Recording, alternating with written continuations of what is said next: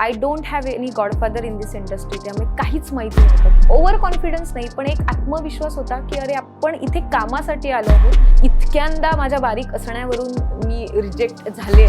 Unfortunately काहीच महिन्यात ती सिरियल संपली. आता दुसरं काम कसं मिळवायचं, कारण तो एक मोठा टास्क असतो. आलस से कुछ नहीं होता, मेहनत से कुछ कुछ होता है और रहमत से सब कुछ होता है. नमस्कार, मी पूनम खडताळे आणि माय महानगर मानिनीमध्ये आपल्या सर्वांचं खूप खूप स्वागत आहे. नवरात्रोत्सव सुरू आहे आणि या नवरात्रोत्सवामध्ये आपण 9 देवींची पूजा करतो. माय महानगर मानिनी खरं तर अशाच नवदुर्गांच्या शोधात होते आणि ह्याच शोधामध्ये असताना आम्हाला एका नव्या दुर्गेची आम्ही खरं तर ओळख आज आपल्या सर्वांना करून देणार आहोत. कदाचित तुम्ही त्या नवदुर्गेला ओळखत सुद्धा असाल. ह्या व्यक्तीबद्दल खरं तर सांगायचं म्हटलं तर कोणताही फॅमिली बॅकग्राऊंड तशा पद्धतीचा म्हणजे त्या फील्डमधला नसताना सुद्धा आज या व्यक्तीने स्वतःचं एक वेगळं अस्तित्व या फील्डमध्ये या क्षेत्रामध्ये तयार केलेलं आहे. खरं तर आपण त्या व्यक्तीला बऱ्याचशा अशा सिरियलमध्ये पाहिलेलं असेल, तुम्ही त्यांना ओळखतही असाल आणि आज तीच व्यक्ती आज माय महानगर मानिनीमध्ये आपल्यासोबत बातचीत करण्यासाठी आलेली आहे. आपल्याला आज त्यांचा खरं तर आजपर्यंतचा प्रवास जाणून घेता येणार आहे आणि आपण त्यांच्याशी बातचीत करून त्यांच्या ह्या प्रवासाबद्दल एकंदरीत सर्व माहिती घेणार आहोत. माय महानगर मानिनीमध्ये आज खरं तर नवदुर्गेच्या निमित्ताने नैना सामंत, ज्या सध्या सन मराठीवरच्या सन मराठी या चॅनलवरची जी सिरियल आहे सावली होईन सुखाची, याच्यामध्ये त्या आपले रोल कॅरेक्टर प्ले करत आहेत आणि त्याच्या संदर्भात आणि त्यांच्या आजवरच्या प्रवासासंदर्भात आपण त्यांच्याशी नवदुर्गेच्या या सेगमेंट निमित्ताने आज आपण त्यांच्याशी बातचीत करणार आहोत. जाणून घेऊ, त्यांच्याशीच आपण चर्चा सुरू करू, त्यांच्याशीच आपण संवाद साधू की नेमकं त्यांचा हा सगळा प्रवास कसा आहे ते. नैना, खूप खूप स्वागत आहे तुझा महानगर मानिनीमध्ये आणि शारदीय नवरात्रोत्सवाच्या खरं तर खूप खूप शुभेच्छा. अ, सगळ्यात पहिलाच प्रश्न मी तुला सुरुवातच करते थेट, कारण की मी आजवर तुला बऱ्याचशा सिरियल्समध्ये पाहिलेलं वगैरे आहे आणि मुळात म्हणजे मी तुला कॉलेजमध्ये देखील पाहिलेलं आहे. तुझा कॉलेजपासूनचा प्रवास पाहिलेला आहे आणि ते पाहताना खरं तर खूप जास्त थक्क व्हायला होतं की कॉलेजपासून ते आजवर एका मोठ्या सिरियलमध्ये तू करत असलेली भूमिका किंवा आजवरच्या केलेल्या भूमिका, काय सांगशील ह्या एकंदरीत प्रवासाबद्दल? सर्वप्रथम माय महानगर मानिनी आणि पूनम, तुझे मनपूर्वक आभार की तुम्ही मला इथे बोलावलं. जसं की तू म्हणालीस की कॉलेजमध्ये तू माझा प्रवास बघितलास. सुरुवात कुठून झाली असं जर म्हणशील तर मी कोकणातली आहे आणि लहानपणापासून थिएटर करत होते. आवड होती. असं काही ठरवलं नव्हतं की या फील्डमध्ये काम करायचं आहे किंवा आर्टिस्ट म्हणून मला करिअर करायचं आहे या क्षेत्रात. अभ्यास करत होते. अभ्यास करता करता करिक्युलर ॲक्टिव्हिटीमध्ये मी पार्टिसिपेट करायचे आणि ते करत असताना कुठेतरी माझ्या बाबांना याची जाणीव झाली की आपली मुलगी या क्षेत्रात काम करू शकते. सो त्यांनी मला एकदा हे सांगितलं होतं की अभ्यास तर तू करतेच आहेस, पण त्याचबरोबर तू या क्षेत्रातही काहीतरी करून बघ. थिएटर करत होते, एकांकिका करत होते, स्किट करत होते आणि स्टेजवरचा वावर माझा बऱ्यापैकी होता. म्हणजे वक्तृत्व स्पर्धा, गायन स्पर्धा किंवा मग डान्स स्पर्धा हे सगळं करत असल्यामुळे त्यांची इच्छा होती की मी या क्षेत्रात काहीतरी करावं. पण अगेन मास मीडियामध्ये म्हणजे जर्नलिझम, पत्रकारिता करायची होती मला. त्यामुळे मी रुईयामधनं मास मीडिया इन जर्नलिझम केलं आणि माझं असं पहिलं होतं की आपल्याला शिक्षण कंप्लीट करायचं आहे आणि ते झाल्यानंतर आपण बघू. कारण I don't have any godfather in this industry, त्यामुळे काहीच माहिती नव्हतं की ऑडिशन काय असतं, कास्टिंग काय असते, लुक टेस्ट काय असते, काहीच माहिती नव्हतं. त्यामुळे आणि बॅकग्राऊंडही तसं नसल्यामुळे एक एक भीती होती की आपल्याला जमेल का, आपण हे करू शकतो का. सो मी शिक्षण कंप्लीट केलं आणि ते करत असताना कुठेतरी मी एपिसोडिक मालिकांमधून काम करायला सुरुवात केली. कारण थिएटर करत असल्यामुळे एकांकिका स्पर्धा, इंटर कॉलेजिएट कॉम्पिटिशन यामुळे कुठे ना कुठेतरी फोन यायचे की इथे इथे ऑडिशन आहे, तुम्ही या. मग तिथे ऑडिशन्सला जाणं, तिथे परफॉर्म करणं आणि मग हळूहळू कामं मिळत गेली. सो कॉलेज करता करता मी एपिसोडिक मालिकांमधनं काम करायला सुरुवात केली. पण तोपर्यंत माझा डिसिजन नव्हता की आपल्याला हे करायचंय किंवा आपण या क्षेत्रात करिअरच्या दृष्टिकोनातून बघतोय. सुरुवात केली आणि ते करता करता पुढे कामं मिळायला सुरुवात झाली. जसं की तू सांगितलं कॉलेज केलंस अँड देन मग हा जो प्रवास जो सुरू झाला तो आजवर थांबलेला आणि लकीली तो थांबलाही नाही पाहिजे. खरं तर पहिला ब्रेक आपल्याला खूप जास्त महत्वाचा असतो की आपल्याला ह्या सिरियल म्हणून ब्रेक मिळाला. कोणती सिरियल होती आणि कसा तो ब्रेक मिळाला? खरं सांगू तर मी 8वी 9वीत असताना एका फिल्ममध्ये छोटासा रोल केला होता. अगदी 30 सेकंडचा रोल केला होता एका गाण्यामध्ये. आणि त्यानंतर काहीच ॲब्सोल्युटली काही हे नव्हतं. कारण कोकणात ती फिल्म शूट झाली होती आणि तिथे छान वाटत होतं म्हणून मी गेले आणि ते शूट करून आले होते. पण त्याच्यानंतर परत काही नव्हतं. रुईयामध्ये असताना माझ्या फर्स्ट इयरलाच मी स्टार प्रवाहाची प्रेमा तुझा रंग कसा ह्या एपिसोडिक मालिकेतनं पहिल्यांदा मी काम केलं, ज्यामध्ये त्या पूर्ण एपिसोडमध्ये मी दिसले होते. आणि पहिल्यांदा ते माझं फुल फ्लेज असं काम होतं की ज्याच्यात मी पूर्ण एपिसोड दिसतेय किंवा माझं एक कॅरेक्टर आहे. ते केल्यानंतर खूप छान वाटलं होतं की अरे हे मस्त आहे, हे आपल्याला करायला आवडतंय. पण ते तेवढ्यापुरती होतं.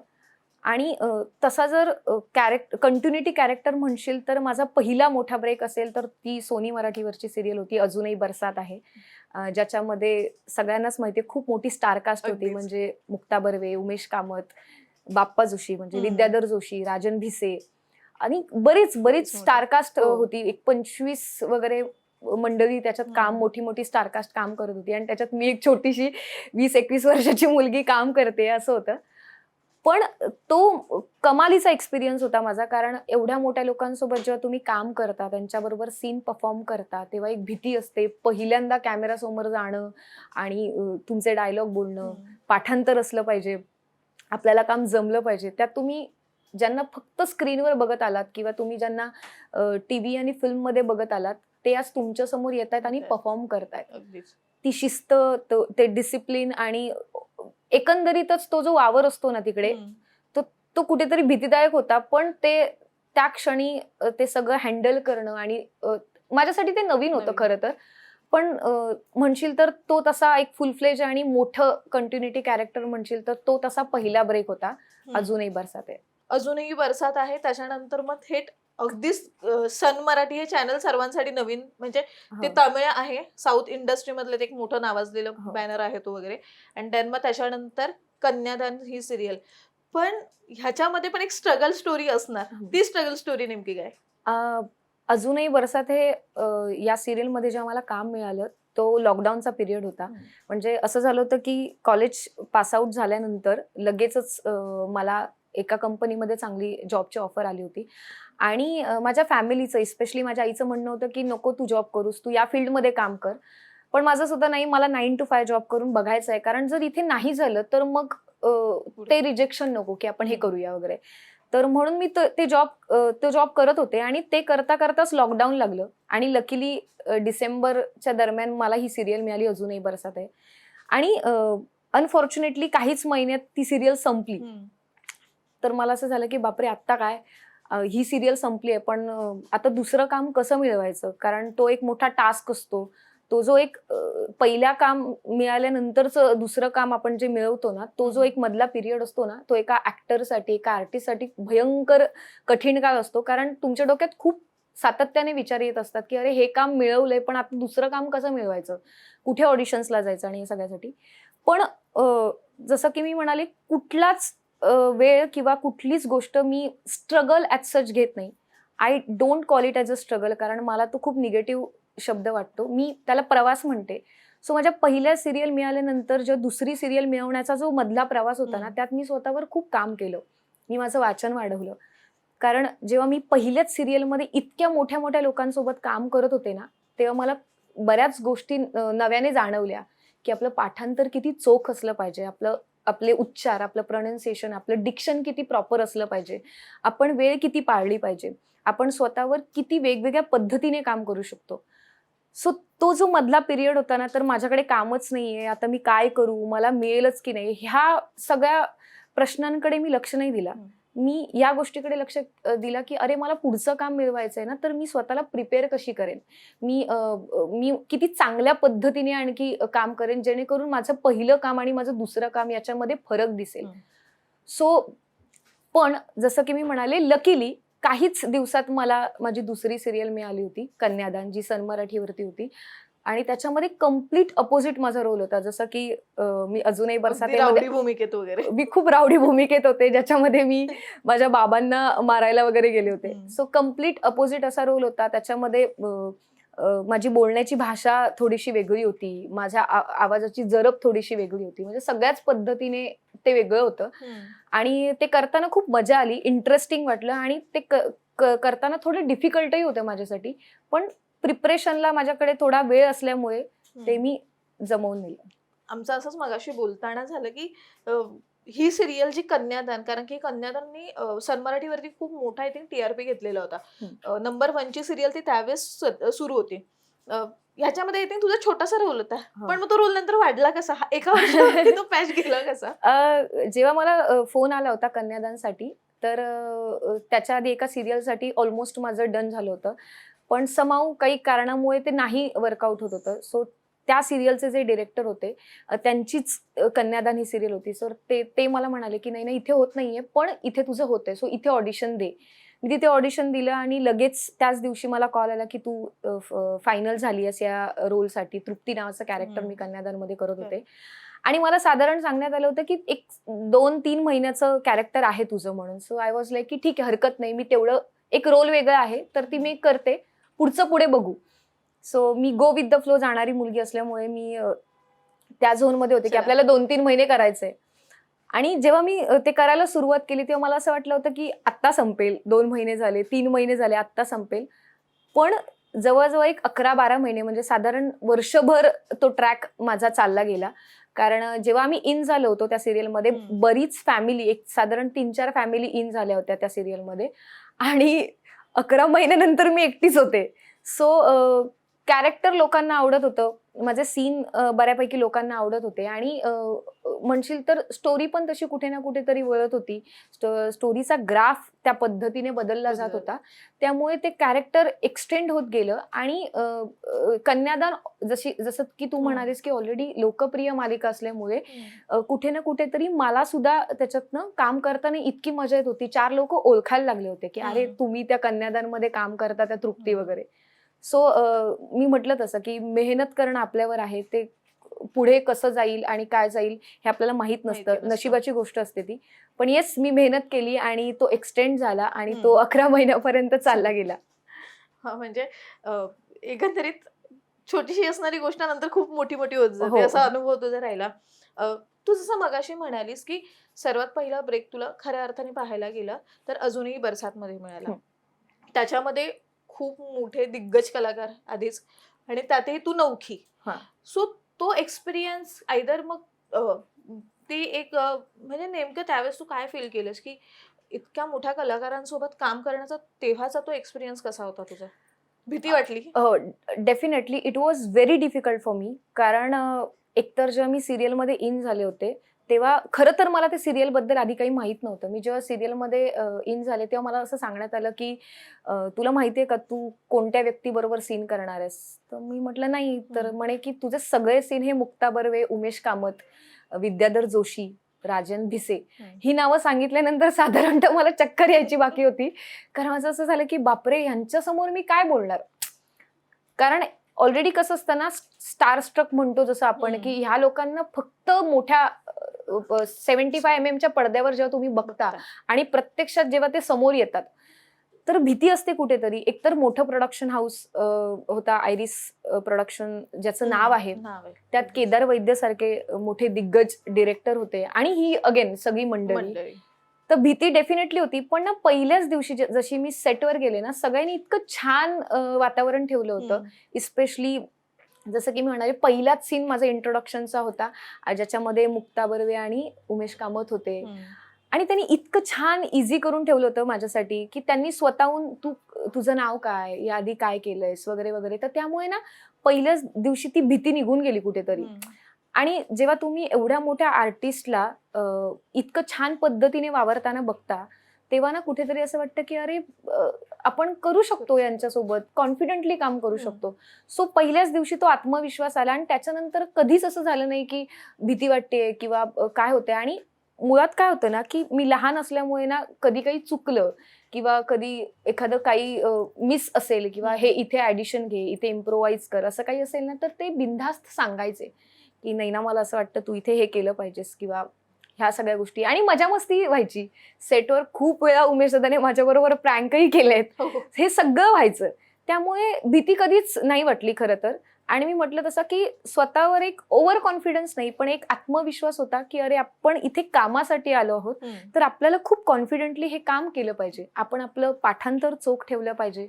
आपण किती छान पद्धतीने आपल्या कॅरेक्टरला व्हेरिएशन देतोय किंवा वाक्यांमध्ये किती छान पद्धतीने आपण आपलं वाक्य बोलतोय, ह्या गोष्टी खूप मॅटर करत होत्या. आणि त्यामुळे मी ते करून सेटवर जायचे आणि बाकी कुठल्या गोष्टीकडे लक्ष नसायचं. त्यामुळे छान मजा आली, त्यांच्याबरोबर छान बॉन्डिंग झालं आणि छान काम करता आलं. तू स्वतःला प्रेझेंटच त्यांच्यासोबत असं केलंस की ते अगदी तुझ्यासाठी इझिली होऊन गेलं.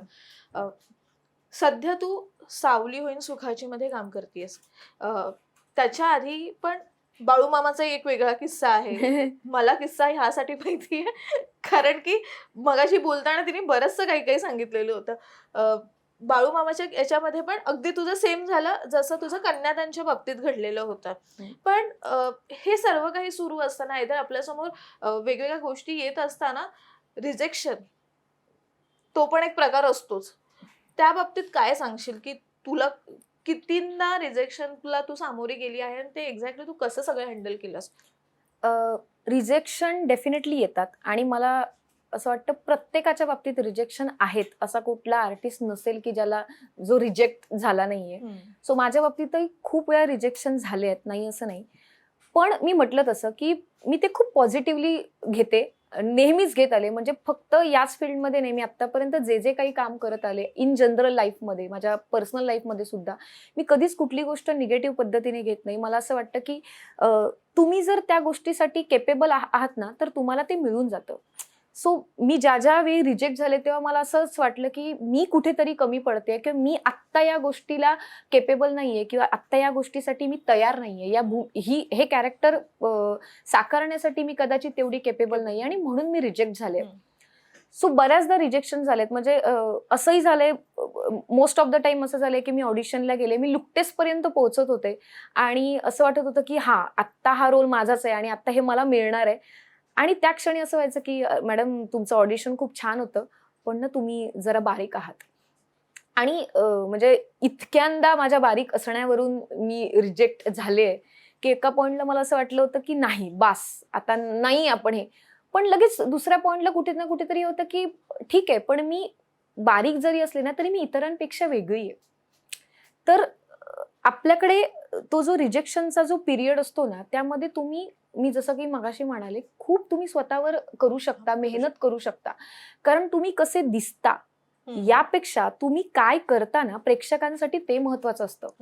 म्हणजे हे बऱ्याच इंटरव्ह्यू मध्ये मी ऐकलं सुद्धा आहे, बऱ्याच पुस्तकांमध्ये मी वाचलंय की तुम्ही एखादं कॅरेक्टर जेव्हा टीव्हीवर साकारता किंवा फिल्ममध्ये करता किंवा कुठेही नाटकात, पहिले 4 दिवस ना प्रेक्षक तुमच्या सुंदरतेच्या प्रेमात पडत असेल, पण 4 दिवसानंतर ना ऑडियन्सला ते कॅरेक्टर भावतं. तुम्ही किती छान काम करता, तुम्ही त्या कॅरेक्टरला किती जस्टिस देता ना, ते त्यांच्यासाठी महत्वाचं असतं. सो अगेन मी म्हटलं तसं की त्या गोष्टी मी खूप पॉझिटिव्हली घेतल्या की आता मी कशी दिसते यापेक्षाही माझ्यासाठी महत्वाचं आहे की मी कसं काम करते, मी माझ्या कामात किती इम्प्रूव्हमेंट आणते. सो रिजेक्शन डेफिनेटली आहेत, ते प्रत्येकालाच आहेत. पण तुम्ही ते रिजेक्शन घेऊन फक्त फेल्युअर येतंय की माझं होतच नाहीये किंवा माझ्याच्याने जमणारच नाहीये, मी आता नाहीच करू शकत आहे, असं करण्यापेक्षा तुम्ही स्वतः काय काय करू शकता की नेक्स्ट टाइम मी रिजेक्ट होणार नाही, यासाठी तुम्ही काय काय करू शकता.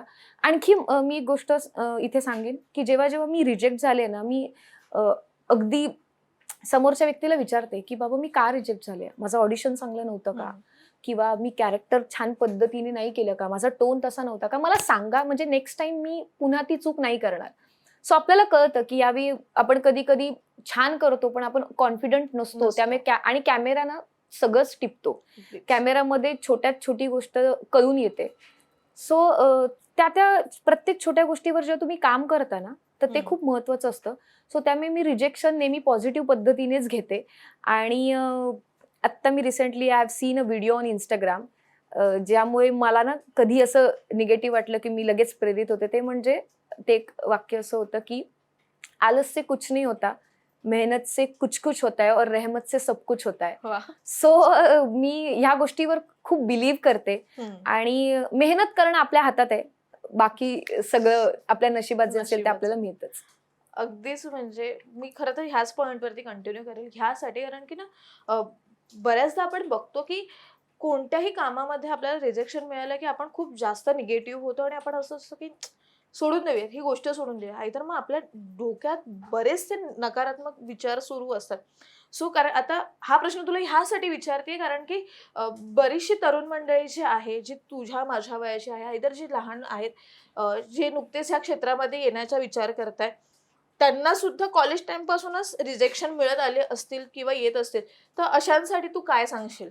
अ, अ, आता जसं की तू म्हणाली आपल्याच जनरेशन बद्दल बोलायचं झालं ना, तर बऱ्याच इस्पेशली मुली असू दे किंवा मुलं असू दे, ते ना ग्लॅमर बघून इंडस्ट्रीत येण्याचा प्रयत्न करतात. अगदीच. सो म्हणजे बऱ्याच जणांचं असंही होतं की यार इथे खूप पैसा आहे, इथे फेम आहे, इथे खूप प्रसिद्धी मिळते, तर आपण हे क्षेत्र. हम्म, पण असं नाहीये.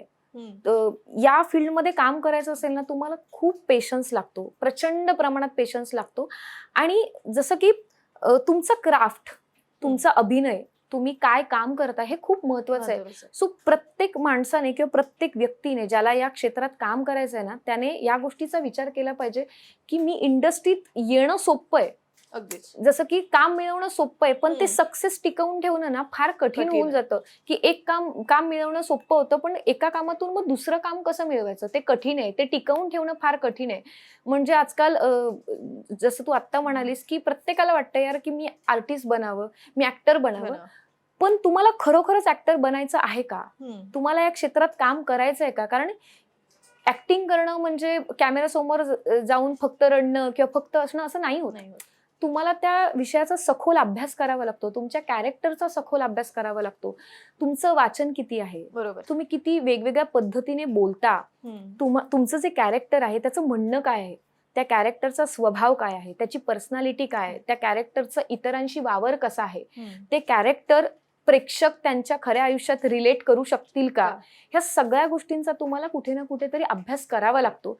आणि तो अभ्यास करण्याची जर तुमची तयारी असेल, तेवढे पेशन्स लेवल तुमच्यात असतील आणि तुम्हाला अगेन लॉंग लास्टिंग टिकायचं असेल, तुम्हाला खूप पुढेपर्यंत जायचं असेल ना, हम्म. तर मेहनत करावी लागते.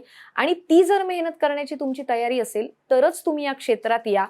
फक्त ग्लॅमर आणि फक्त प्रसिद्धी आणि फक्त पैसा मिळवायचा आहे म्हणून या क्षेत्रात येऊ नका. कारण असे खूप मुलं मुली या क्षेत्रात येतात हम्म. ज्यांना ह्या फील्डचं आकर्षण आहे, अगदीच. खूप अट्रॅक्शन आहे म्हणून येतात. आणि मग काही झालं नाही की मग आपण खूप उदाहरणं ऐकलेत की बरेच जण सुसाईड करतायत अगदीच. किंवा बरेच जण झेपलं नाही म्हणून बॅकफुटला जातायत हम्म. आणि नाही होतंय किंवा नाहीच, मला दुसरं काहीच करायचं नाही. करायचं नाही. तर हे बरोबर नाहीये. तुम्हाला काय येतं आणि तुम्ही त्यासाठी काय करू शकता हा प्रश्न स्वतःला विचारा. ते करण्यासाठी तेवढी मेहनत घेण्याची तयारी दाखवा आणि मगच तुम्ही या क्षेत्रात उतरा. कारण आज तुमच्याकडे काम आहे, कदाचित पुढचे काही महिने तुमच्याकडे काम नसेल, तर तो जो पिरियड आहे ना, तो मी छान पद्धतीने घालवू शकेन, मी स्वतःवर काम करेन. हे जर तुम्हाला झेपत असेल तर मला वाटतं तुम्ही या क्षेत्रात या, अदरवाईज नका येऊ असं मी सांगेन. अगदीच हे सर्व क्षेत्रांसंदर्भात आहे. अगदी दुसरा प्रश्न असा माझा असेल की हे सगळं सुरू असताना सध्या सावली होईन सुखाची, आपण त्या ट्रॅक वरती येऊ, तो ट्रॅक बघू. सध्या खूप इंटरेस्टिंग सुरू आहे. रिजेक्शन नंतरच ही सिरियल मिळाली, कशी मिळाली आणि काय होतं तो? ह्याचा एक खूप इंटरेस्टिंग किस्सा आहे असा की माझी एक मैत्रीण आहे मृदुला म्हणून, ती पण ऍक्ट्रेसच आहे. आणि तिचा मला एक दिवशी फोन आला की नाही ना, असं असं एक ऑडिशन आहे, आपण जाऊया गोरेगावला. आणि मी खूप कंटाळले होते रिजेक्शनने. कंटाळले याच्यासाठी होते कारण मी रिजेक्ट माझ्या ऑडिशनमुळे होत नव्हते, तर मी बारीक असण्यामुळे मी रिजेक्ट होत होते. आणि मला त्या गोष्टीचं कुठेतरी हे झालं होतं की नाही, आता मी स्वतःवर काम करेन आणि मगच मी ऑडिशनला जाईन. सो मी कुठेतरी थांबत होते की नाही, आता आपण स्वतःवर काम करूया आणि मग आपण ऑडिशन्स आणि ह्या सगळ्याला जाऊया. सो जेव्हा तिने मला सांगितलं तेव्हा मी तिला म्हटलं की ठीक आहे, बघूया. आणि माझं असं ठरलं होतं की हिला उद्या सकाळी उठून कारणं वगैरे द्यायची. आणि त्याच दिवशी संध्याकाळी एका क्रिएटिव्हचा फोन आला होता, जिच्याबरोबर मी आधी एका झीच्या सिरियलमध्ये छोटंसं काम केलं होतं. सो तिचा फोन आला की असं असं आहे, तर तू ये.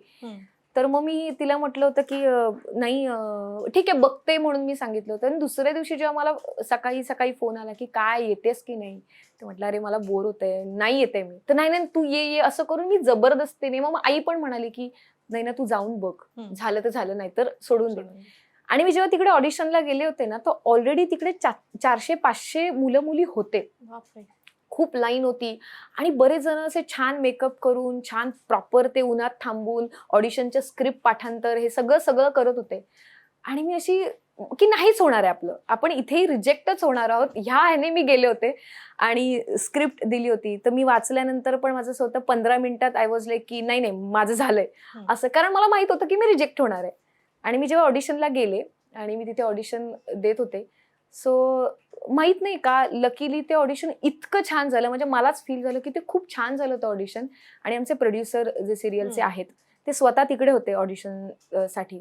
आणि ते मला म्हणाले की तू आउटडोर शूट असेल तर करशील का.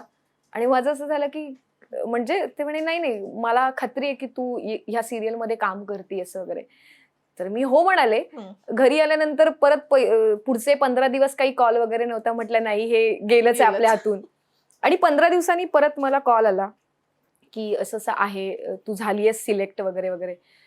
तर मला विश्वास नव्हता बसत, कारण मी या सिरियलमध्ये श्वेता पैठणकर नावाचं कॅरेक्टर करते, जे खूप मोठं कॅरेक्टर आहे आणि त्या कॅरेक्टरचा ग्राफ खूप सुंदर आहे. तर मला असं झालं की नाही नाही शक्यच नाही, मी या सिरियलमध्ये हे कॅरेक्टर वगैरे शक्यच नाही.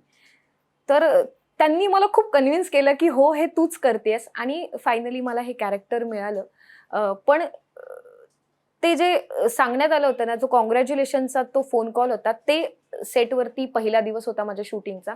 तिथपर्यंत मला विश्वास बसत नव्हता की ह्या सिरियलचा आपण भाग होतोय आणि हे खूप काळासाठी असणार आहे. म्हणजे हे सिरियलच्या डे 1 पासून ते सिरियल संपेपर्यंत शेवटपर्यंत आपण हे कॅरेक्टर करणार आहोत. सो हे मला कुठेतरी माहित नव्हतं. माझ्यासाठी इंटरेस्टिंग गोष्ट होती आणि माझ्यासाठी शॉकच होता की हे आपल्याला मिळालंय. पण जसं की मी म्हणाले की तुम्ही मेहनत करणं तुमच्या हातात आहे. तुम्हाला नाही माहिती की तुमच्या नशिबात काय लिहून ठेवलं असेल. सो येस मला अशा पद्धतीने ते नाही नाही म्हणता हे कॅरेक्टर माझ्या पदरात पडलं आणि आता मी ते एन्जॉय करते. अगदी सुंदर असं कॅरेक्टर आहे ते. खरं तर मी पर्सनली त्या कॅरेक्टरच्या प्रेमात आहे. इव्हन तर संपूर्ण त्याच्या जाता जाता शेवटचं, सगळ्यांनाच आपापल्या क्षेत्रामध्ये एक वर्स्ट एक्सपिरियन्स आणि एक बेस्ट एक्सपिरियन्स असतोच. तुझे ते 2 एक्सपिरियन्स शेअर करायला. थँकफुली वर्स्ट एक्सपिरियन्स असा काही नव्हता. त्याचं कारण मी सांगते. बिकॉज ऑफ माझं शिक्षण मास मीडिया इन जर्नलिझम केल्यामुळे ना कुठेतरी 3 वर्षात ना कॉलेजमधल्या शिक्षकांनी त्या पद्धतीने आम्हाला तयार केलं होतं. कारण मास मीडिया ही फील्ड म्हणजे ओव्हरऑलच फिल्म इंडस्ट्री म्हणा किंवा पत्रकारिता हे क्षेत्र म्हणा किंवा कुठल्याही ज्याच्यामध्ये आपण दिसतोय स्क्रीनवर सातत्याने दिसतोय, त्याच्यामध्ये कुठेतरी तुमची पर्सनल प्रोफेशनल लाईफ डिस्टर्ब होत असते. पण ना कॉलेज लेवलमध्येच असताना त्या बाबतीत मी तयार झाल्यामुळे आपण काय बोललं पाहिजे, आपण कसे प्रेझेंट झालो पाहिजे, प्रोफेशनलिझम नावाची गोष्ट काय असते, तुम्ही तुमचं काम किती बोलतो, तुम्ही बोलण्यापेक्षा तुमचं काम किती बोलतं, ह्या सगळ्या गोष्टीचा प्रिपरेशन, त्याचं काय म्हणतात पाया कॉलेजमध्ये माझा रेडी झाला होता, तयार झाला होता. त्यामुळे वर्स्ट एक्सपिरियन्स असा ॲज सच नव्हता मला खरं सांगू तर, अपार्ट फ्रॉम माय रिजेक्शन आणि ऑडिशनच्या बाबतीत जे काही झालं ते. अदरवाईज असा काही वर्स्ट एक्सपिरियन्स नव्हता. चांगला एक्सपिरियन्स म्हणशील तर डेफिनेटली एक्सपोजर मिळतं. 4 लोक तुम्हाला तुमच्या नावाने ओळखतात. जेव्हा कारण फॅन एन्काउंटर असा आतापर्यंत कधी झाला नव्हता जो या सिरियलमुळे झाला. लोक ओळखायला लागली, लोकांना सिंपती माझ्याबद्दल वाटायला लागली, माझ्या कॅरेक्टरबद्दल वाटायला लागली. आणि जेव्हा ना कुठेतरी ना खूप गावागावातून बायका असतात त्या जेव्हा तुमच्या कॅरेक्टरला रिलेट करतात तेव्हा इतकं छान वाटतं ना. म्हणजे त्यांना असं वाटतं की अरे ही ना आमच्या घरातली आहे. कुठे ना कुठेतरी ही जे सहन करते ना ते आम्ही सहन करायचो किंवा आमच्या बाबतीत ते तसं व्हायचं, पण आता आम्ही नाही होऊ देणार आहोत. हे जेव्हा असतं ना आणि लोक येऊन तुम्हाला भेटतात आणि त्यांना तुमच्याविषयी प्रेम वाटतं, आपुलकी वाटतं.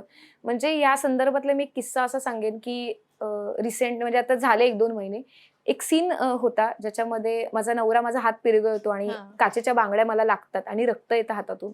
तो सीन मी केला होता आणि टेलिकास्ट झाला आणि त्याच्यानंतर काही दिवसांनी मी मुंबईला येत होते. सुट्टी होती 2 दिवसाची आणि प्रचंड झोपेत होते कारण जसं की शूटिंग स्केड्यूल खूप टाईट असतं. तर माझ्याच सोसायटीच्या बाहेर एका साधारण एक 40-45 वयाच्या एका काकूंनी माझा हात पकडला आणि त्या मला विचारत होते तुला कुठे लागलंय. अरे बापरे. आणि एक 5 मिनिटं मला हे कळायला गेली की ह्या काय बोलतायत. म्हणजे मी त्यांना म्हणाले, एक्सक्यूज मी, सॉरी पण मी तुम्हाला ओळखलं नाही. अगं तू श्वेता पैठणकर ना, सावली होईन सुखाची मधली. आणि म्हटलं नाही मी नाही ना, कारण मी झोपेत होते, खूप थकले होते. आणि मग तू ना हे हे औषध लाव आणि ना तू पुढचे काही दिवस हातात बांगड्या वगैरे घालू नको किंवा त्या साड्या वगैरे जरा नेसणं अवॉइड कर. आणि तुला कळत नाहीये का तुझ्या नवऱ्याचं बाहेर असं असं चालू आहे. आणि 5 मिनिटांनी आय रिअलाइज की अच्छा मी असं. सिरियल करते त्यातलं हे कॅरेक्टर आहे. आणि ते इतकं आपुलकीने सांगत होत्या आणि इतकं, किंवा घरी पण जेव्हा 4 लोक येऊन आईला भेटतात किंवा तुमची मुलगी छान काम करते किंवा तुमच्या मुलीचं कॅरेक्टर आम्हाला खूप आवडतं, आणि आपुलकीने भेटायला येतात. मी नसले जरी तरी माझ्या घरच्यांना भेटतात.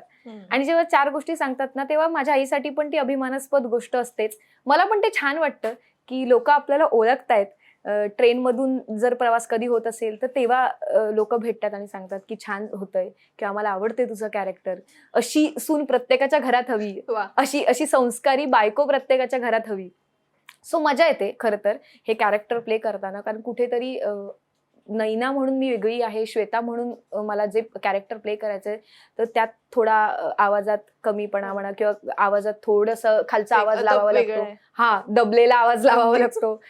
सो हे करताना मजा पण येते. आणि असे जेव्हा एक्सपिरियन्स येतात ना आपल्याला, तेव्हा खूप छान वाटतं की अरे लोकांना आपल्याविषयी काहीतरी वाटतंय.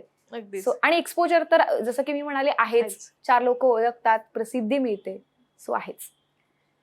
खरं तर हा संपूर्ण प्रवास जो आहे कॉलेज नाही म्हणणार मी, शाळेपासून ते आता थेट एका प्रसिद्ध अशा सावली होईन सुखाच्या सिरियल मध्ये किंवा त्याच्या आधीची बाळूमामांची जी सिरियल होती ती सिरियल असेल किंवा जसं तिने सांगितलं की मुक्ता बर्वे, उमेश कामत यांच्यासोबतची जी सिरियल असेल, या सर्व सिरियल्स आयदर तिचे इतर काही प्रोजेक्ट्स असतील त्याच्यामधून ती कायम सकारात्मक राहत गेली. आणि जसं आपण म्हणतो की नवदुर्गेंच्या रूपामध्ये एक रूप नवदुर्गेचं असंही आहे ज्याच्यामध्ये ती देवी कायम सकारात्मक राहत असते. त्या देवीची सकारात्मक ऊर्जा असते. आणि हेच या नैनाने आता जो काही आपल्यासोबत संवाद साधला, नैनाने जे काही सांगितलं तिच्यातला तो सकारात्मकपणा, रिजेक्शन मिळालं तरी ती तिच्या त्या निर्णयांवरती आणि ती तिच्या सकारात्मक ऊर्जेवरती ठाम राहिलेली आहे.